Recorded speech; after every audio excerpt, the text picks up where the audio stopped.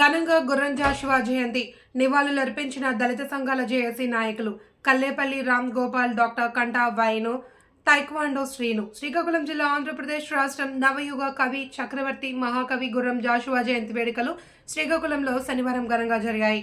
శ్రీకాకుళంలో పొన్నడ వంతెన వద్ద గల మహాత్మా జ్యోతిరావు పూలే పార్కులో గుర్రం జాషువా విగ్రహం వద్ద దళిత సంఘాల జేఏసీ నాయకులు కల్లేపల్లి రామ్ గోపాల్, డాక్టర్ కంటా వేణు, తైక్వాండో శ్రీనులు పూలమాలలు వేసి నివాళి అర్పించారు. ఈ సందర్భంగా గుర్రం జాషువా గొప్పతనాన్ని వారంతా గుర్తు చేసుకున్నారు. అనంతరం దళిత సంఘాల జేఏసీ నేతలు కల్లేపల్లి రామ్ గోపాల్, డాక్టర్ కంటా వేణు, తైక్వాండో శ్రీనులు మాట్లాడుతూ కుల వివక్షతకు వ్యతిరేకంగా కలమే ఒక ఆయుధంగా తన కవిత్వంలో స్ఫూర్తిని అందించిన వ్యక్తి మహాకవి గుర్రం జాషువా అన్నారు.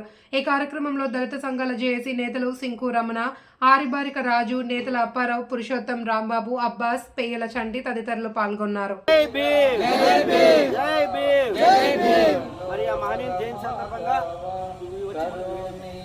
రాష్ట్ర అధ్యక్షులు కల్లేపల్లి రామ్ గోపాల్ గారిని, గుర్రం జాషువా గారి 129వ జయంతి సందర్భంగా వారి యొక్క సందేశాన్ని అందించవలసిందిగా విజ్ఞప్తిస్తున్నాను.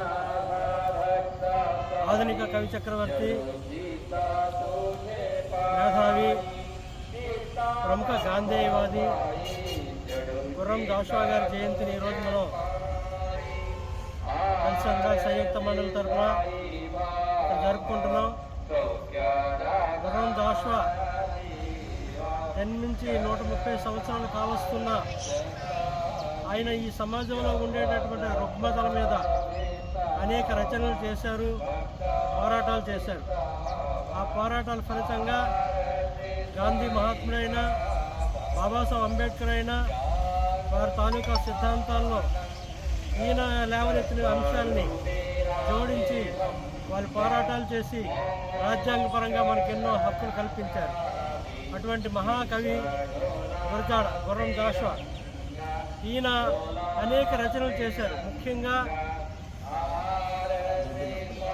గబ్బిలం ఆయన రచనలో ప్రముఖమైనది గబ్బిలం, అలాగే యేసుక్రీస్తు జీవిత చరిత్ర, అంతేకాకుండా పిరదౌసి, ఇలాంటి అనేక ముఖ్యమైనటువంటి ఆ రోజు సమాజంలో ఉండేటటువంటి రుగ్మతల మీద ఆయన రచనల్లో ఇవన్నీ ప్రస్తావించారు. దీని ఫలితంగా ఈరోజు అనమాట దేశంలో గల దళిత బహుజనులు చైతన్యం పొంది వారి అడుగుజాడల్లో ముందుకెళ్తూ అనేక కార్యక్రమాలు చేపడుతూ హక్కులు సాధించుకోవడం జరుగుతుంది.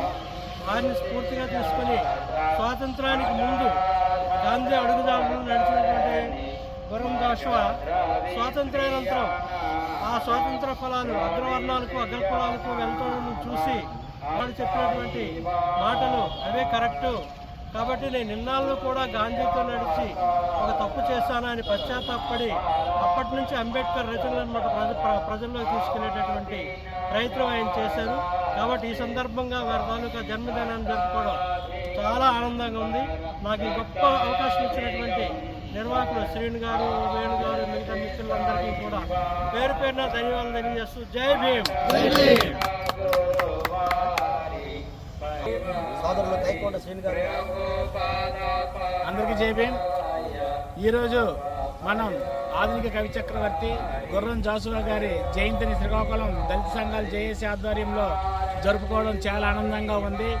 గుర్రం జాషువా గారి కవితలు ప్రపంచానికి తెలిసే విధంగా ఆయన ఎన్నో కుల వివక్షను ఎదుర్కొంటూ ప్రపంచానికి తెలిసే విధంగా కవితలు రాశారు. ఆయన యొక్క కవితలు అనేది భావి తరాలకి ఆదర్శంగా నిలుస్తూ నేటి యువతకి ముఖ్యంగా ఆయన కవితలు చదువుతూ ఆయన్ని ఇన్స్పిరేషన్గా తీసుకొని అనేక కార్యక్రమాల్లో పాల్గొనాలని చెప్పి నేను పిలుపునిస్తున్నాను. అదేవిధంగా గుర్రం జాషువా గారు కూడా అంబేద్కర్ గారి స్ఫూర్తిని తీసుకొని అంబేద్కర్ మహనీయుని స్ఫూర్తితోనే నేను అనేక కవితలు రాశారని చెప్పడం కూడా మనకు చాలా ఆనందంగా ఉంది. నాకు ఈ అవకాశం ఇచ్చిన నాయకులందరికీ నేను సభాముఖంగా ధన్యవాదాలు తెలియజేస్తున్నాను. ఈ సందర్భంగా యువకి జై భీములు.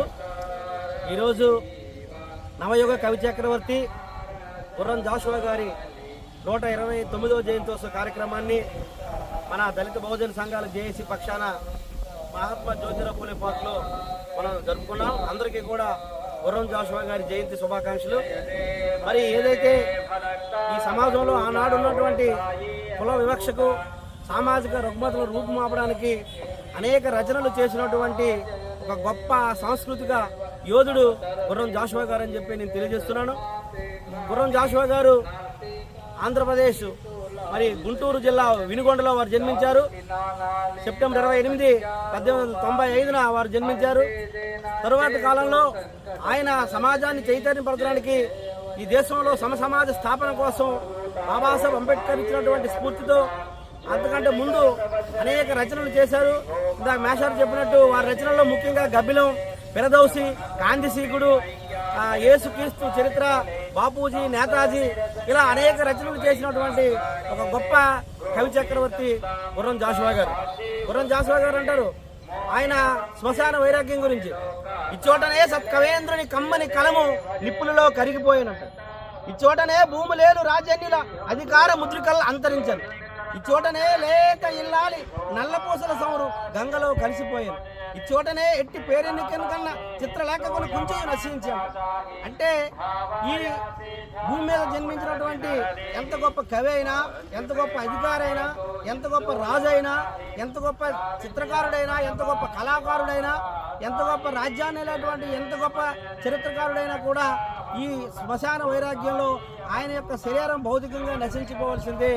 కానీ మనిషి యొక్క వ్యక్తిత్వం ఏదైతే ఉంటుందో, మనిషి యొక్క క్యారెక్టరైజేషన్ గుణం ఏదైతే ఉంటాయో, వారు చేసినటువంటి సేవలు ఏదైతే ఉంటాయో, ఎందుకంటే గుర్రం జాషువా గారు అంటారు నువ్వు ఎంతకాలం ఈ భూమి మీద జీవించావనేది కాదు, ఏ సమాజ హితం కోసం నువ్వు జీవించావన్నదే ముఖ్యమని చెప్పి మరి గుర్రం జాషువా గారు చెప్తారు.